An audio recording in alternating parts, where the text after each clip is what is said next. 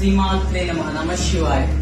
నందీశ్వరుని దర్శనం తర్వాత మనం ఒకవేళ అభిషేకం చేయదలుచుకుంటే మనం స్వయంగా చేయాల్సి వచ్చినప్పుడు మనం ఏం చేయాలి? ముందుగా ఈ శివలింగంలోనే కైలాసం మొత్తం ఉంది. ఇది కైలాస స్వరూపం, లింగ స్వరూపం. ఇందులో మనకు ఇటు పక్కన చూసినట్టయితే ఇక్కడ గణేశుడు ఉంటాడు. ఓం గం గణపతయే నమః. ఇటు పక్కన కార్తికేయుడు ఉంటాడు. శంచరవణ భవాయ నమః. మధ్యలో ఇక్కడ బాలా త్రిపుర సుందరి, అశోక సుందరి అమ్మవారు 3.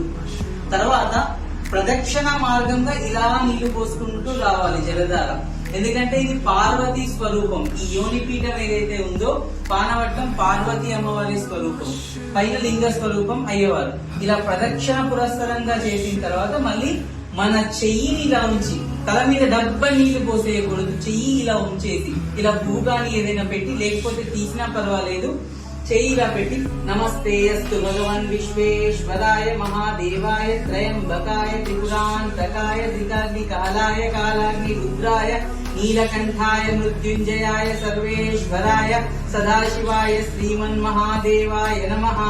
మృత్యుంజయాయ రుద్రాయ నీలకంఠాయ శంభవే అమృతేశాయ శర్వాయ మహాదేవాయ తే నమః. మనం ఇక్కడ రుద్ర నవకం శంఖంతో పాటు అన్ని అంగన్యాస కరన్యాసాలు చేసుకుని అభిషేకం చేసుకోవచ్చు. ఇది అభిషేక విధి స్వామివారికి. అయితే అభిషేక అనంతరం అలంకరణ అయిపోయిన తర్వాత మామూలుగా మనం శివాలయానికి వచ్చినాం అనుకోండి, అప్పుడు స్వామి వారి పంచముఖాలు ఉంటాయి, పంచబ్రహ్మలు అని అంటాము. అది ఎలా? ఇది తూర్పు, ఇటువైపు స్వామివారు తూర్పుకు చూస్తున్నారు.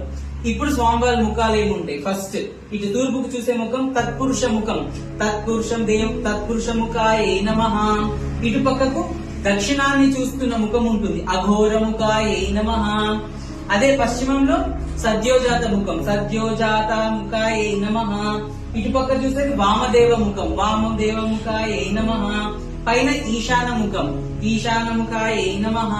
పంచబ్రహ్మలను ఇలా నమస్కారం చేసుకోవాలి. మనం ప్రదక్షిణ చేస్తున్నా సరే తత్పురుష, అఘోర, సద్యోజాత, వామదేవ, ఈశాన అను 5 ముఖాలు ఉంటాయి. ఈ 5 ముఖాలను స్తుతి చేస్తూ